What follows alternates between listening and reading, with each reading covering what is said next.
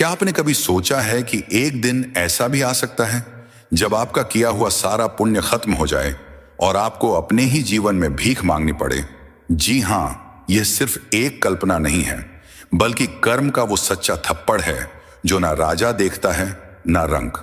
और इसी बारे में आज हम जानेंगे श्री कृष्ण के अमृत वचनों के माध्यम से। कई बार हम सोचते हैं कि हमने अच्छे कर्म किए हैं तो फल भी अच्छा ही मिलेगा, परंतु यह सत्य केवल तभी तक है जब तक पुण्य का भंडार भरा हुआ है। श्रीमद् भगवद गीता में भगवान श्री कृष्ण कहते हैं, कर्म करो, फल की चिंता मत करो। पर इसका अर्थ यह नहीं कि हम बुरे कर्म कर लें और सोचे कि हमें फल नहीं मिलेगा। पुण्य समाप्त होते ही समर्थ राजा को भी जीवन में अपमान, तिरस्कार और अभावों का सामना करना पड़ता है, क्योंकि कर्म का लेखा जोखा सटीक होता है। न एक क्षण छूटता है, न एक पाप बचता है। इस संसार में सबसे मूल्यवान वस्तु है एक आत्मा की शांति।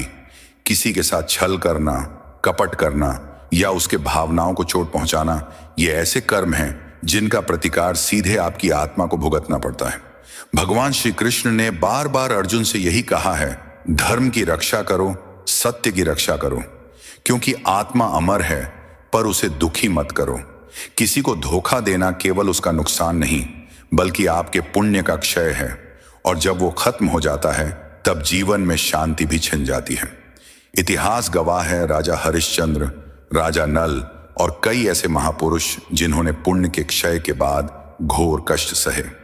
ये हमें यह सिखाता है कि कोई भी चाहे कितना भी शक्तिशाली क्यों ना हो, यदि उसके कर्म दूषित हैं तो वह सुखी नहीं रह सकता।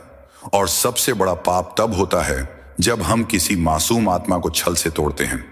जीवन का सबसे बड़ा सबक है, कभी किसी को मत रुलाओ, क्योंकि उसका बहाया हुआ आंसू आपके पुण्य की अंतिम बूंद भी बहा सकता है। तो मित्रों, याद रखिए, कर्म का थप्पड़ न आवाज करता है, न चेतावनी देता है, बस सीधे आत्मा को झकझोर देता है। आज आप दूसरों के साथ जैसा करोगे, कल वही आपके पास लौट कर आएगा। इसलिए जीवन को इतना पवित्र बनाओ कि कोई आत्मा तुम्हारी वजह से कभी दुखी न हो। कर्म अच्छे रखो, वचन मधुर बोलो और पुण्य को व्यर्थ मत जाने दो, क्योंकि जब पुण्य खत्म होता है तो जीवन का राजा भी हाथ फैलाता है।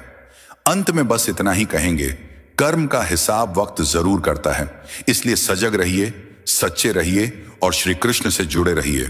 जो समझ गया कर्म का सच, वो लाइक जरूर करेगा और कमेंट में जय श्री कृष्ण लिख देना। और श्री कृष्ण की सीखों से जुड़ने के लिए कृष्णा टीचिंग चैनल को सब्सक्राइब करना ना भूलें। जय श्री कृष्ण।